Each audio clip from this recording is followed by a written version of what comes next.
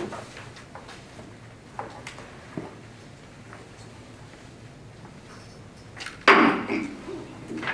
meeting will come to order. Welcome and thank you for joining us.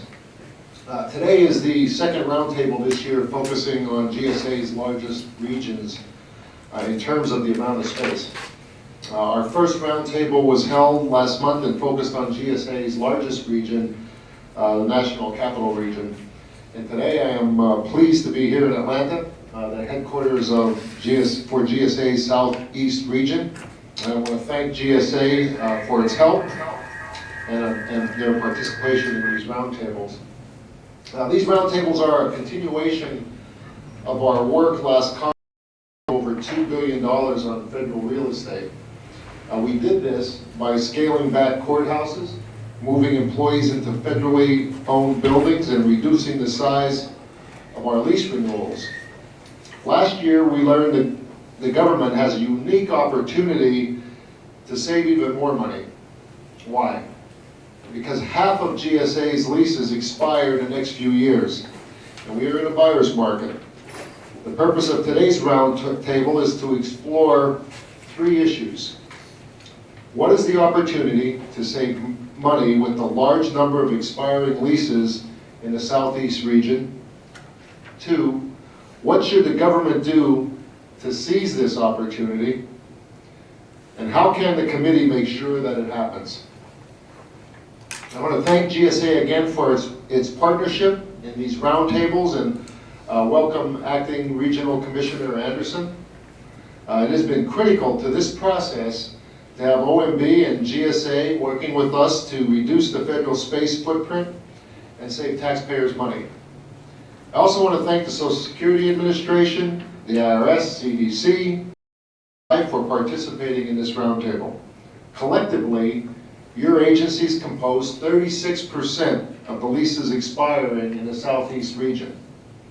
Finally, I want to welcome our private sector participant who will bring valuable expertise about the current market to help inform our discussion today. So, how is this roundtable going to work? First, I would like to go around the table for quick introductions. We will then have a brief presentation from our private sector participant, followed by an open discussion. The purpose of the roundtable is to have a discussion. So I urge participants to join in as we move through the topics. Hesitate to add anything so that it's open and I get as much information and we exchange ideas as much as we can. And then I'll have some questions to help guide us, but I don't want to monopolize the time. So let's begin with quick introductions. I am Chairman Barletta and I represent the 11th District of Pennsylvania. We go around. Dale Anderson, I represent the General Services Administration Region 4, Southeast Sunbelt Region. I'm Joe Henderson. I'm the Director of the Office of Safety, Security, and Asset Management at the Centers for Disease Control and Prevention. Hi, Steve Ortiz. I'm the Acting Deputy Director for Facilities Management and Security Services with the Internal Revenue Service. My name is Tom Kiva. I'm the Real Estate Portfolio Manager for the IRS. So my name is Andy Young. I'm the FBI's Deputy Assistant Director for Facilities and Logistics Services. Michael Wachowski, the Regional Commissioner for the Social Security Administration here in Atlanta. And my name is Kevin Seelig. I work on the private sector for Jones Lang LaSalle. Thank you all for being here again. Let's turn to our private sector expert, Mr. Seelig, who will provide an overview of the current market condition here in the Southeast region. Mr. Seelig? Thank you, Chairman. I'll be reading some prepared remarks today for our Director of Research, Scott Homa, who would hope to be here today. These are intended to be fact-based and unbiased comments pertaining to GSA's Region 4 portfolio. In the space, enhanced security or other constraints, the federal government can't be expected to right-size its real estate as easily as most private sector businesses. Thus, a more careful, deliberate, and surgical approach must be taken, similar to using a scalpel rather than a chainsaw. Providing a bit of historical context and some general comparisons, you can see that by rentable building area, Region 4 is GSA's second largest market. As I mentioned, the federal footprint has grown 12% since 2006, a rate fairly consistent with the rest of the country. Of course, the Office of Management and Budget's Freeze the Footprint mandate took effect in May 2012, so these growth rates really only apply to the 6 years between 2006 and 2012. One of the most significant challenges facing GSA on an enterprise level, particularly in NCR, to which Representative Holmes Norton drew specific attention in February, is the high volume of leases expiring over the next 3 to 5 years and the tendency of GSA to essentially kick the can with short-term lease extensions. An analysis of Region 4 portfolio, however, shows no such buildup of lease expirations. By all indications, the lease expiration horizon has been very well managed by GSA thus far in Region 4. Even more encouraging is the fact that the number of leases in holdover or that have been extended in the short term in Region 4 have been on a consistent decline since. Lease expirations, defined as terms with 3 years or shorter, termination options, and contraction options, have a debilitating impact on the value of commercial real estate office buildings. The need to maintain flexibility in some situations notwithstanding, having a high concentration of long-term leases and keeping holdovers and extensions to a minimum is one of the most important steps in ensuring taxpayer funds are being spent most efficiently. Based on empirical data, federal agencies pay a premium for short-term transactions, which we calculated to be approximately 28% in excess of long-term deals across GSA's national portfolio. The reason for this is straightforward. Short-term deals and contraction or termination rights introduce an element of risk that may disrupt future cash flows and impair owners' abilities to sell or refinance their assets, thus eroding the underlying value of the property. Looking at Region 4 a bit more broadly and beyond just the federal office portfolio, we see that the window opportunity remains for GSA to lock in long-term rents at levels below previous market peaks. This chart shows the average asking rent for commercial office buildings in Region 4 as represented by a compilation of the 9 largest markets in the region. As you can see, current rents remain 3.5% below peak levels established in 2008. Although GSA still has an opportunity to seize upon favorable deal terms, we're seeing a significant shift in the market. Unlike the NCR, where market conditions remain in tenants' favor, a resurgence in private sector leasing demand is reducing availability in Region 4. Vacancy rates in Region 4 have reached a cyclical low of 17%, and by rentable building area, the amount of available space is down nearly 8% year over year. Another sign that market conditions in Region 4 are shifting away from tenants' favor, the amount of new construction in the marketplace remains near historical lows. Constrained supply is often a precursor for future rent growth, thus locking in long-term deals today will hedge against their high prices tomorrow. In conclusion, based on a thorough analysis of the market conditions in Region 4 and the state of GSA's current lease portfolio in the market, a few recommendations have been outlined to help drive taxpayer savings. The most clear and compelling way to provide taxpayer savings is to leverage GSA's position as the most creditworthy tenant in the market by executing long-term deals. Rent savings of 28% on average can be obtained by opting for longer-term deals, thus continuing to monitor and reduce the pileup of short-term deals that create savings for the taxpayer. A good example of this is a recent lease in NCR by CNCS, the Corporation for National and Community Service, at 250 East Street Southwest. Just a few blocks south of the Capitol in Washington, D.C., CNCS was able to receive 18 months of free rent and $125 per square foot in tenant improvement allowance on a 15-year firm deal. While these concessions are not the norm, in general, these advantageous terms are only available when the government is willing to sign long-term deals. Secondly, employing space reduction measures has the potential to yield additional taxpayer savings. We've seen private sector businesses implement a variety of tactics over the past several years, such as open floor plans, telecommuting, and hoteling. These measures have allowed many businesses to shrink their occupancy by 15 to 25%. Accomplishing this could be as easy as shifting from 250 square feet per person to 185. However, like most things in this world, this is more easily taxpayer savings in Region 4. It is important that agencies remain flexible and receptive to change to ensure that those savings are ultimately realized. Thank you. Thank you, Mr. Seeley. Guys, this is a great summary of the current market and the opportunity it presents to save a lot of taxpayer money. It seems that the key to lowering costs are long-term leases and better utilization rates. So as you saw, we also have a limited time window to do this. And this brings me to the real purpose of this roundtable. I don't want the taxpayers to miss this opportunity to get some relief. Now, we're focusing today on the Southeast region because we have over 800 leases and 12 million square feet expiring here in the next 5 years. That's roughly 7.5 Georgia domes. Mr. Anderson, my first question is going to be for you. What is your plan to replace these leases on time with good long-term deals? Well, as you saw, one of the things we're not currently facing an immediate bow wave of the lease expirations. So that has permitted us to go in earlier now with our federal partners. We want to be around that 36-month window to be able to talk with them about their long-term plans. We also want to be talking to them not only about the long-term plans for that office, but what are the utilization rates that are appropriate for that office.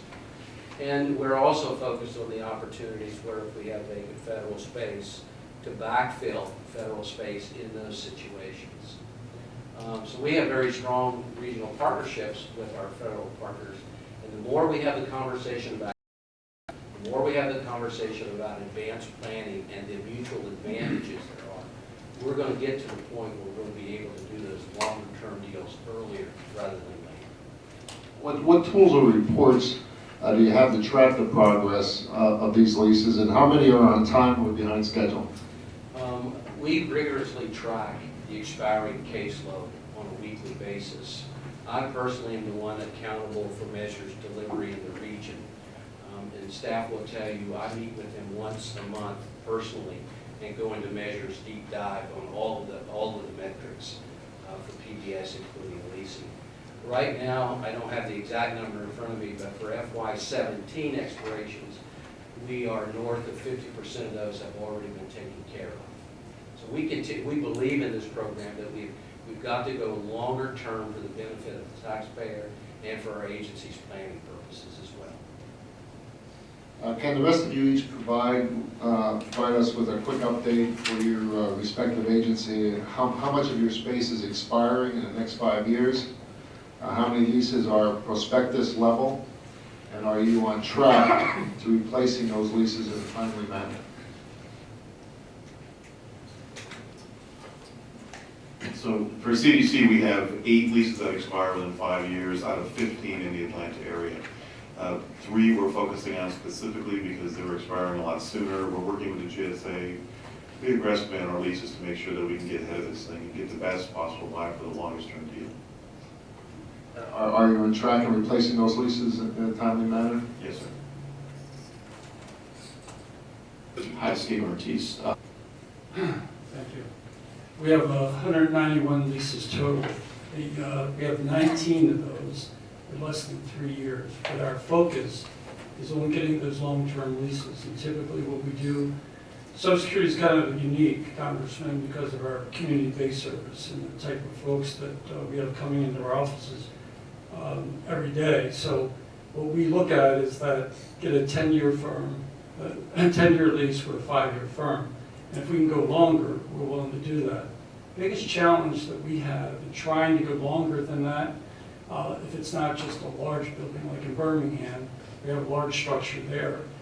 When you have downsizing and the budget cuts, we can't anticipate all the changes that are occurring. But what GSA has been doing, the 36-month advance notice works real well for us. We probably give them a little bit of headache occasionally because we're consolidating at some point if the budget's cut. If the budget increases, then it gets better, and we might not be in that same position.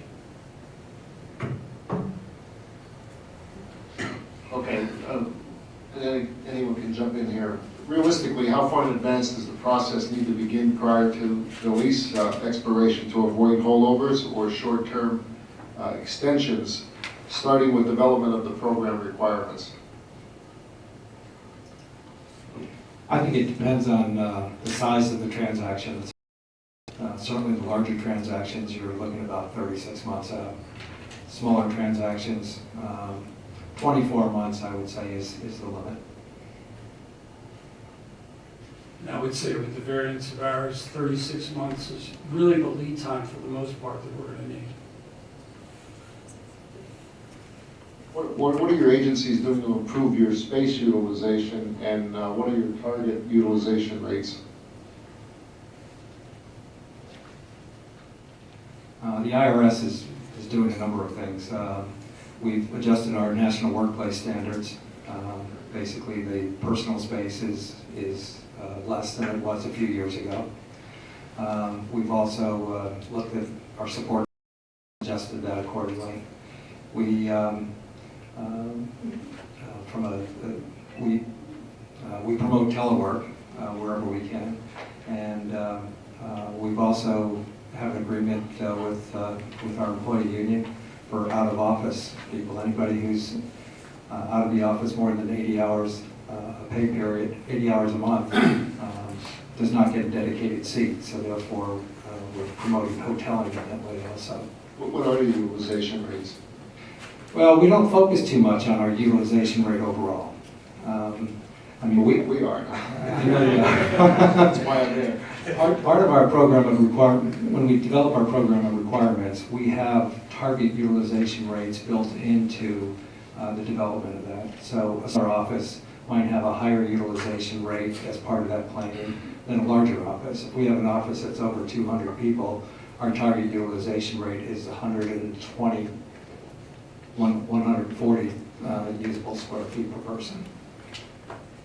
Yes, space utilization from an office standpoint, I sit in a 5x8 workstation at headquarters, even though I've got 350 employees. So we're trying to lead by example from a facility standpoint within the organization.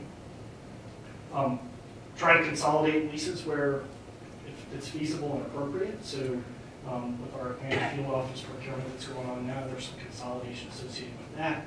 With the recently completed Miami field office, we consolidated 7 locations into that new federally owned facility.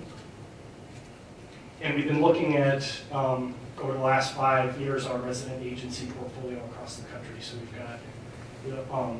currently we have 360 resident agencies across the country. We've reduced those by 32 over the last 5 years. Through an analysis looking at the mission appropriateness of some of our locations. So 8% agency locations across the country.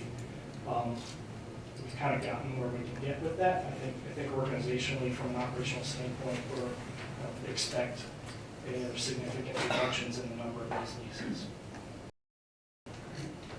Thank you. I came here in January 2011, and since then, we've been in the mode of consolidating our field offices as much as we can. I had 240 some, I'm down now to 238. When we downsize those, they are fully utilized. There's typically 120 square feet for an employee, but it can go 150 to 200 depending on the office, because we have reception areas that people come into. And it's not only the person that's coming in to claim for a benefit, but oftentimes it's their families and that. So we always get a little bit of a challenge, Congressman, in order to have enough space there in the reception area. The other thing that, in that consolidation of those 11 offices, that was 87,000 square feet. And then when you put that out, that's about $35 million over 10 years, and you're running at about 300,000 savings per month. We have a large complex I mentioned before in Birmingham that has multiple operations, and that's a 20-year lease building. It's fully utilized. There's no extra space or anything along those lines. We also have 3 teleservice centers, and again, 120 square feet comes into play, and those operations are fully utilized as well. Do you think the building owners look, I know we talked about the 10-year lease, a 5-year firm, look at it as really a 5-year lease? I would say probably yes. And the thing we struggle with for us is that one piece where I mentioned that we may be in a mode with sequestration, and that is an example where we were downsizing and consolidating as much as we possibly could. So in those cases, you get that 10-year lease, and they're generally probably satisfied with it, even though you'd like to maybe have it longer. But for us, if we had it longer, it could backfire on us. Because if I was stuck in a 10-year lease, and then I lost, let's say, 10% employee population, then I got excess space there that's not being utilized. The other thing we find with our landlords, most of our leases work well. There are some that once they know our clientele, they're not too happy about us because the visitors, you could have walk-in traffic in a field office ranging from 200 to 500 people a day in South Florida. So when you have those landlords, I think it's tough to get them sometimes to buy in. And Dale's worked with us on many, try to get them to buy in, but even when they do, and they give us some good space, then when they see the customers, even though we have the lease, then they may want to push us out, like South Palm Beach is a good example. Does that answer your questions? Well, it does, but doesn't satisfy my, some of my feelings. Is, you know, GSA's average lease is 6 years, but the average length of stay is 27 years. Pretty amazing when you think about it. So the average lease, so you know, we're negotiating these leases, but we're actually staying far longer than what the leases, what the average lease is. And say that, you know, we had an opportunity of a lifetime, and we just didn't do it. So, and I understand, you know, I understand how it is, and you know, people don't want to move and they don't want to change. They like their space, and it's a large hassle. But are the challenges you are finding? What are the challenges that you're finding reducing your square footage? And how are you trying to overcome those challenges? If we can't, Mr. Henderson, I don't want to let you off the hook. What are your utilization rates? I had a feeling we were going to come back to you. No, okay. So I'm really proud of what we've done at CDC in the past 15 years. We built a lot of new facilities that are our own facilities, and we've been trying to modify the office space that's associated with the office buildings, because we have a number of lab buildings we built as well, to get down to the 170 UR, which is not only CDC's goal, but HHS by year 17. So we're on track to do that. We're hovering around 200 right now. We're in the process now of, in the past 5 years, we've gotten out of buildings. And CDC continues to grow. I've been with the agency for 23 years. We always grow. And we have the largest footprint here in Atlanta, even though we have other campuses across the country. We have over 500 people that work globally. What we're trying to do right now, as I speak, is we're moving staff out of a building into own space that we renovated, which is similar to what Andy was saying as far as smaller cubicles. We have a pretty active hoteling program in one of our own facilities that we're looking to expand for the whole campus in the next 2 years. And we're hiring 350 people between now and the end of June to support Ebola response and the Global Health Security Initiative without acquiring any additional lease space. We're jamming people into space, but I say that we're jamming because some people feel that way. I think it's actually creating a better work environment on the campuses where we want staff co-located near where we do our research activities.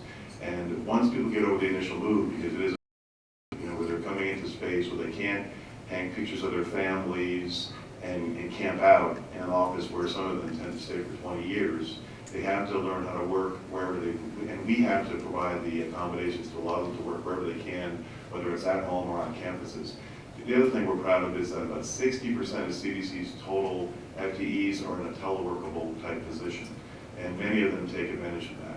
And it's helped with commuting, it's helped with work-life balance, and I think it's helped them accept the idea they're going to work in smaller space. What are the challenges in reducing your square footage, and how do we overcome those challenges? What do we need to do to overcome them? Okay, so I'll go from the FBI standpoint. So I've seen, I guess, from our portfolio standpoint, three major challenges, you know, dealing with trying to reduce our space. One is organizational growth. both from a personnel and a mission standpoint. So it's a little different from Michael's talk about Social Security. You know, the FBI's personnel resources and mission continue to grow.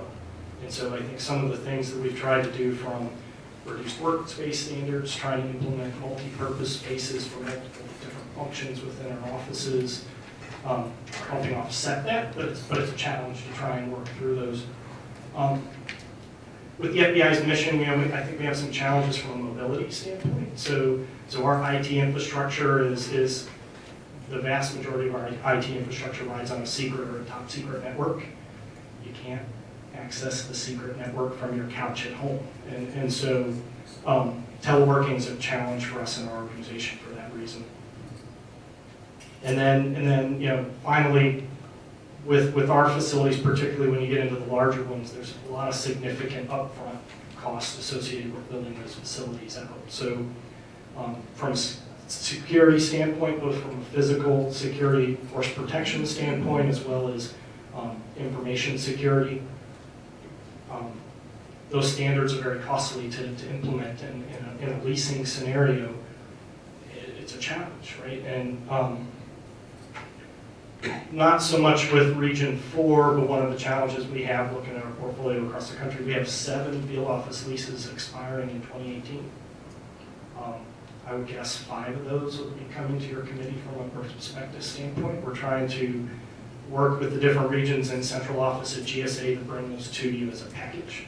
Kind of talk about how we pursue, you know, new leases for those facilities. I think one of the things we've had some dialogue with GSA, which some of those facilities, due to those high upfront costs, should we consider alternate approaches for besides a lease?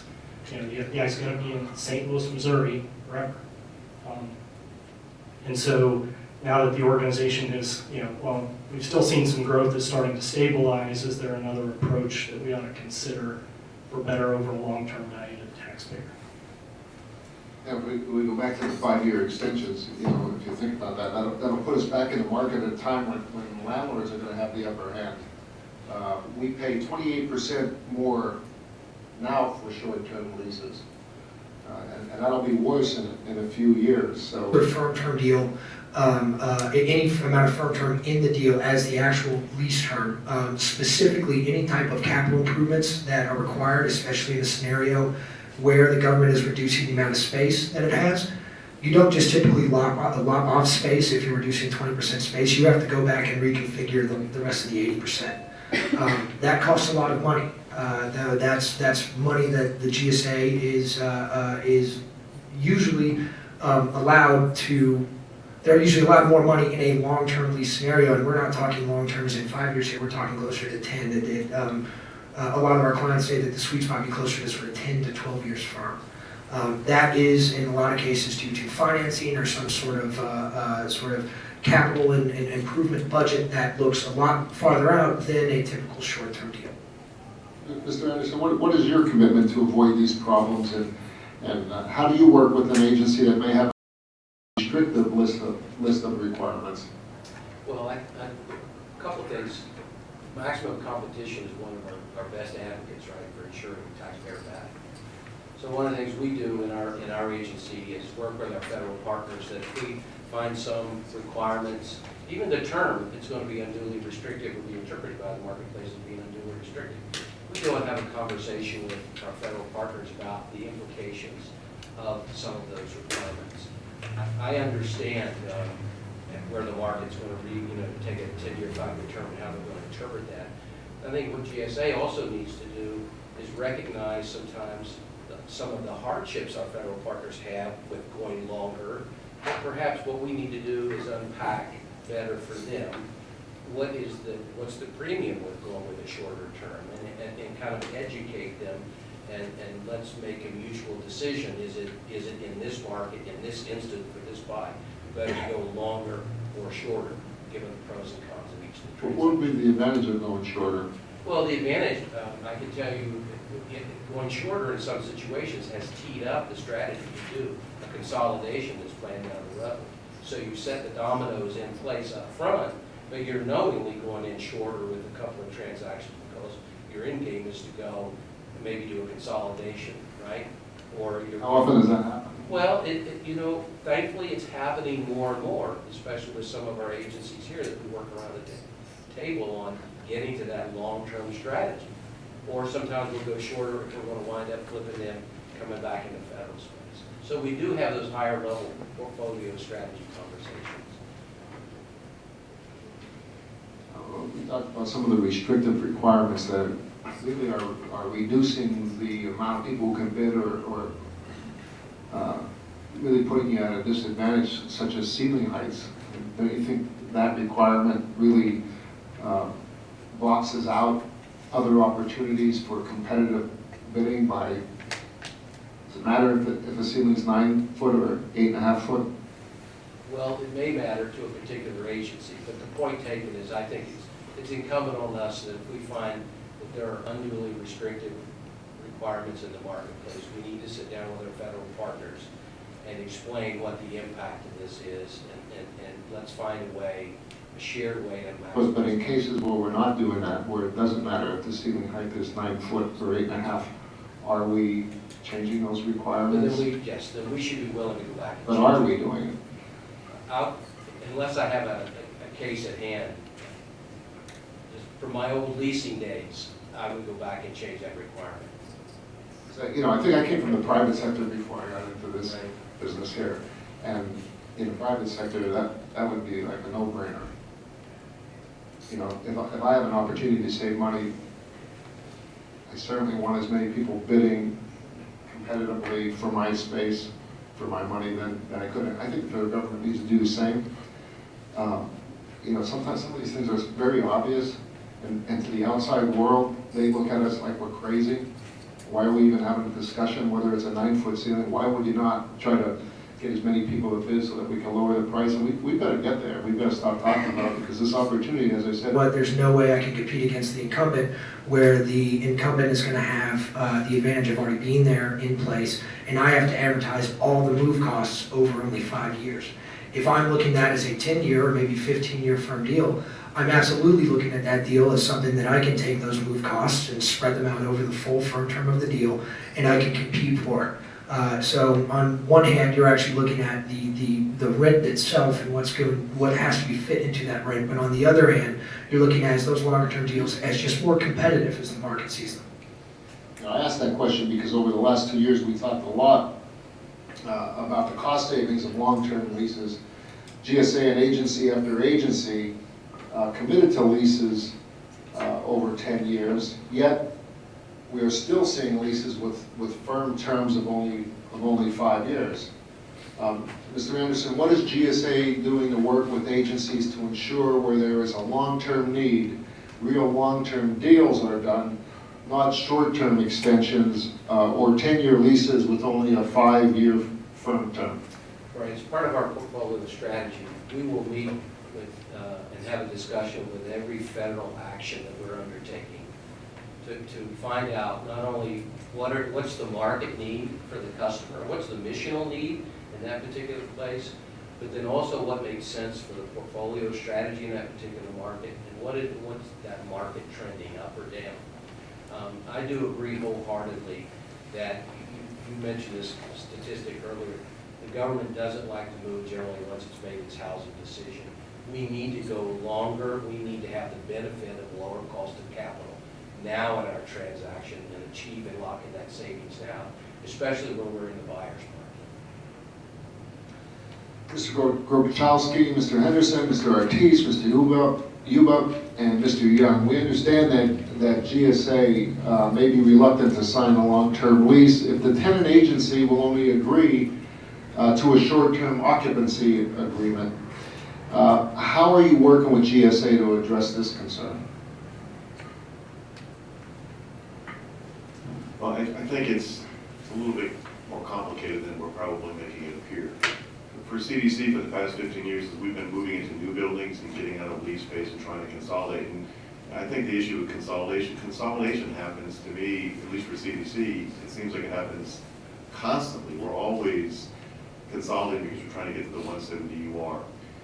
We also have relatively, we have had for years, a relatively generous budget to help deal with some of the outfitting of our space so that we can get to that 170 UR. So we are kind of pushing that. For years, we've had to deal with some short-term leases so that, because we knew we would be getting out of those leases moving into new buildings, and the GSA has been a good partner in helping us with that. I think now as we're getting to the point where we're stabilizing and we're looking even 20 years down the road to build more buildings and hopefully be out of the lease business. I personally would like to be out of the lease business here in Atlanta, because we're a science-based agency. We don't do any scientific work as far as laboratory work in our lease space. We would like to do that all in own facilities, and we'd like to have staff be at those facilities. So I think even in the 20 years that we're continuing to be in all owned space, we're fine with going with more long-term leases that are firm for 10 years. But we don't want to lose the opportunity to be flexible when we have to, so we can eventually get out of our lease portfolio. One of our challenges is since FY12 and freeze the federal footprint, now reduce the footprint, we've over 1.6 million square feet. We've closed 66 buildings. But one of the challenges is we still have 580 buildings where 380 of those are taxpayer walk-in sites. So those generally seem to be like around a 5,000 to 15,000 square foot space. And then it really is a challenge for us to get into long-term leases, because as you have the smaller space, our needs, we've been reducing our staffing by around 3,000 people per year.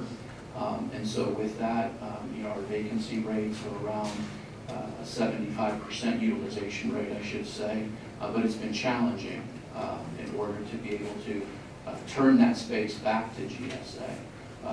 And I'm not sure if, an option or an idea would be is with the individuals at this table to start looking at the lease expirations of all of us and collectively maybe come together to lease larger space, so that if in the future our space reduces, SSA may pick up, or it gives maybe GSA a more marketable idea and a way to utilize that space versus having 10,000 square feet of space in a location that they may not really have a tenant for in the future.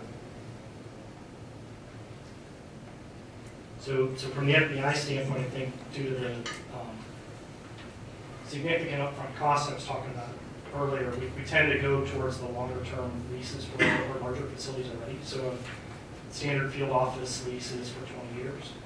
I think where in the past we've seen shorter-term leases are in a lot of our smaller facilities, and I think it's driven by a variety. New government construction really is, right now, it seems to me that it's not very likely right now that leasing is going to be necessary for the long term, just again because of the budget environment in Washington right now. One of the challenges we've heard from a number of agencies is funding for move-in and build-out costs.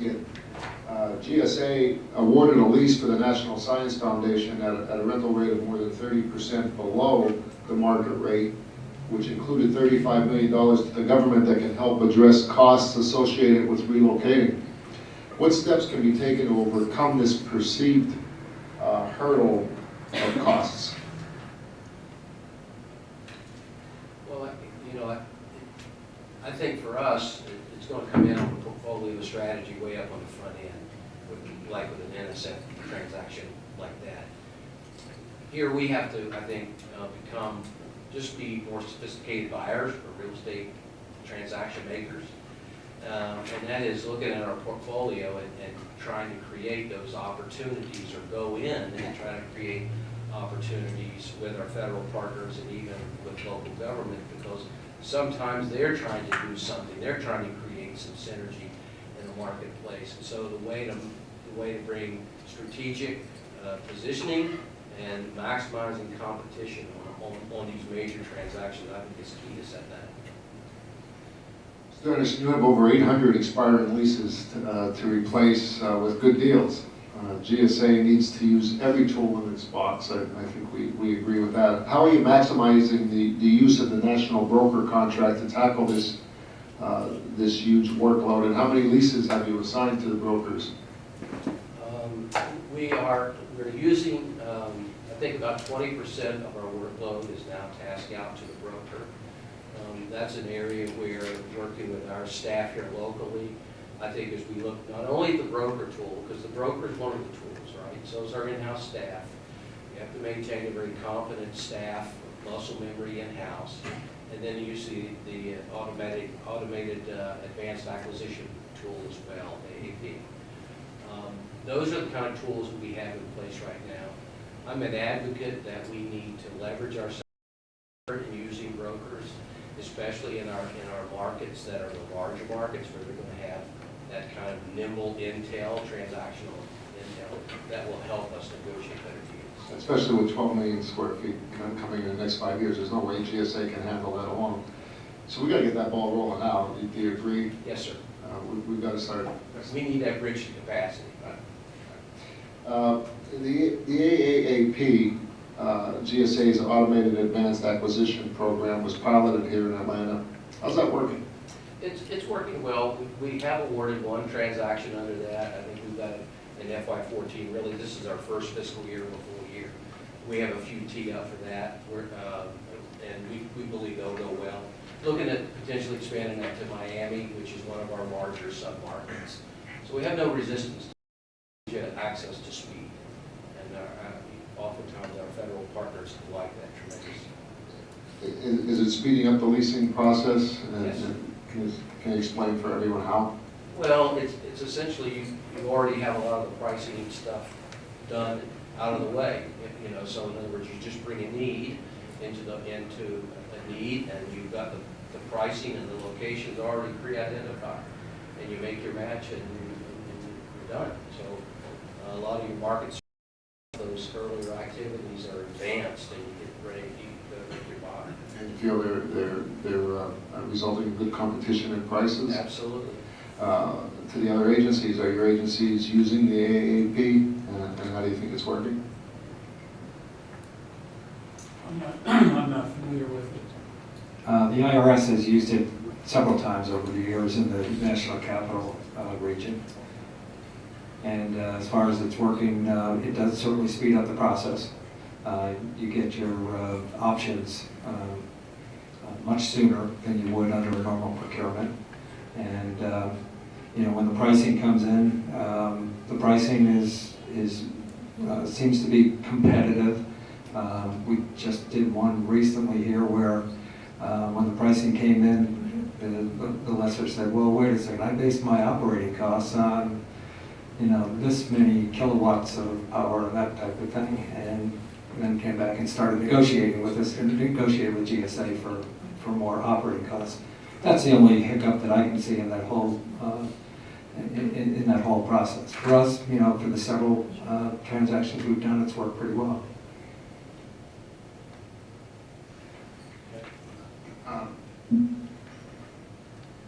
Some of my concern is, you know, we've been really focusing on this, you know, what we can do is using all the tools and making sure we're getting the best deal, and especially in DC and Washington, where that's, you know, the biggest region, obviously. You know, we talk a lot about it, but again, as we saw here today, statistics don't always match what we're saying. That's what my concern is that what's going to happen is that this opportunity that we have, we're going to talk a lot about what we're doing, and we're going to talk about all these good ideas, but the bottom line is that the statistics aren't matching what I'm hearing. Now, the 800 leases, we've only used the AAP on one lease out of 800. Have any feedback on why? I mean, it sounds like a good idea. It sounds like we could save money. It sounds like it's a good way to do it. Why have we only used it once? Well, I know for us, this is the first full fiscal year that we have it in use. I don't have the numbers of how many have been awarded or planned to be. By a private sector standpoint, the AAAP program, I think is very good. The word you were, the competition speed, I think is great there. What's really nice about AAAP too is if you use it for, say, some of your smaller leases, we had a conversation earlier about that there's a difference in complexity and sometimes cost between the large leases and the smaller leases. That seems to be a consistent theme here. If you're able to run the smaller deals through the AAAP program, that frees up maybe some of your brokers. That 20% capacity can be used on the more complex, larger deals as well. So there's a sort of a dual kind of time and efficiency savings there. Since last year, we've been meeting with key tenant agencies and GSA to stay on top of the expiring leases and do our part in acting quickly on prospectuses that are submitted to us. And I appreciate the responsiveness of the agencies here today and to others. I want to continue our collaboration on this and ask for regular updates of your lease replacements in the Southeast region. Will you commit to work with our committee to provide regular updates on your leases? As I said earlier, I don't want to miss this opportunity. Absolutely. Yeah. That's great. I hope we can all agree that that we have a unique opportunity over the next few years to save significant taxpayer dollars. We already saved $2 billion over the life of the leases that we've approved last Congress by simply reducing the size of the renewals. If we can commit to replacing expiring leases with long-term deals and shrink the footprint in a down market, then we can save a lot more. This is my top priority for GSA, replacing these leases on time with good long-term deals. And I am committed to working with OMB, GSA, the agencies around this table, and other agencies to finding the best ways to take advantage of this unique and great opportunity. Are there any other comments that anyone would like to make? Joe? Okay. If I can go to Kevin. Sometimes when we're going out looking for our space, the issue is getting enough people to want to compete because they look at our space and unique configurations and say, well, maybe it's not worth it to make the investment. So if we went to the 10-year firm with 15 out, would that make it more attractive for them to say, okay, Michael, I'd invest the money into that if you make this commitment? Absolutely. When you hit that 10-year firm or even beyond it, in this market, it's more of that kind of 12-year firm mark, that on a private sector standpoint makes it much easier to work with your lender to recapitalize, or it may be more attractive for a building sale. So you see a lot of private sectors, landlords, that they will compete for the long-term deals and maybe pass up the 5-year deals, as I said earlier.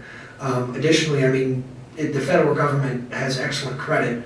That credit really is only utilized when you do a longer-term lease. If it's a 3-year firm or the scariest, say, a 5-year deal that's maybe only 3 years firm, or in some cases on extensions, 3 years deals that are only 1-year firm. I mean, that's untenable. So absolutely, from a private sector deal, from a private sector perspective, term is very, very important. Additionally, we spoke earlier about ceiling heights. Ceiling heights are only one of a number of specific lease requirements in the GSA draft lease form of the L201C that may limit competition. So getting ahead early with either the broker or some sort of planning internally at GSA and really drilling down on the agency requirements ahead of time so that you can utilize and leverage the procurement process to make sure that you have some more open requirements than maybe the original forms might allow you. That will allow more ownerships to compete as well. Great, thank you. Kevin, off the top of your head, do you know any other requirements that give them better deals and negotiating? Absolutely. I kind of hate coming back to term. It's very big in our world. There's a line in the standard GSA lease where the soft term is actually in whole or in part. And what that means is, say we're doing a 10-year, 5-year firm deal. After year 5, the government not only has the right to terminate under as for any number of days, but they can actually terminate any amount of space within that lease that they want. So it's that in part is really scary for a landlord perspective. Then there's another of under requirements that are either tied to sustainability. Maybe you have very specific language in there to, what kind of lighting you need, or if there's specific kind of telecom. Those documents and the procurement is designed to be a little bit cookie cutter so that you can use the same documents over and over again, and that's great, and that's how it should be. Frankly, making sure that the documents then are then tailored to specific leases and lease procurements then becomes very important. And when that's not done, it costs the government sort of competition, and then in that case, it costs them money. Can you give an example of something you've seen along those lines? For the The standard document not being in line with the details of a particular procurement. Is that kind of what you're referring to? Yes, yeah, and we in a lot of cases, the problem becomes is when GSA is with the amount of leases that the GSA just has to roll over, it's very important for them to stay on top of their lease rollover. That means that once a procurement timeline is set, they run that procurement and will try and maintain that timeline. Can't build it, block it off, and then release the space in total. So it's something that we've been looking at on our projects moving forward. My comment was, I just want to reflect a little bit on what our director, Tom Creed, has been trying to do since he's been the director now almost 7 years. And it is to reduce costs across the board in a variety of things. Lease cost was one of those things he focused on, and because of his push and his drive for us, we're out of 5 buildings right now. And the important point, though, and I just want to say that, and I think I speak for all of us here, we're all good stewards of these funds. We try really hard to get the best buy for the government, but we also have to balance that with not impacting the capacity to do our mission. And that's a critical issue for CDC. We're faced with challenges. Ebola is just one recent example all the time. And the one thing we don't want to do while we're addressing those global events is to have space become an issue that impedes our ability to really focus on the mission. And I think we've done a really good job maintaining that balance. The last thing, Mr. Chairman, I just want to comment on is this is Atlanta, and one of the issues with our leases that we've looked at for years is where our staff live and what that commute is.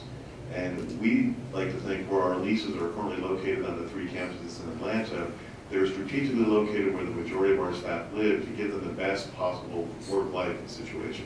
But it is a big issue for us too, is location of leases. If our staff had to move substantially to a different part of the city, even if it's a few miles, it adds many, many minutes to their commute. And we would have significant issues to deal with our staff if that was the case. And I agree with you. I think, the important thing here is, and I think we'd all agree, the most important thing for your agencies is to have the funding to be able to do your mission. And why we're focusing on things that we can do to provide you with more funding. I mean, let's face it, when we're in Washington, we're sitting down looking at budgets. When I came in 2010, we're spending $1 trillion more a year than we're taking in. This is a serious problem, and you're seeing the funding. You're seeing it in the level of funding of operation being cut.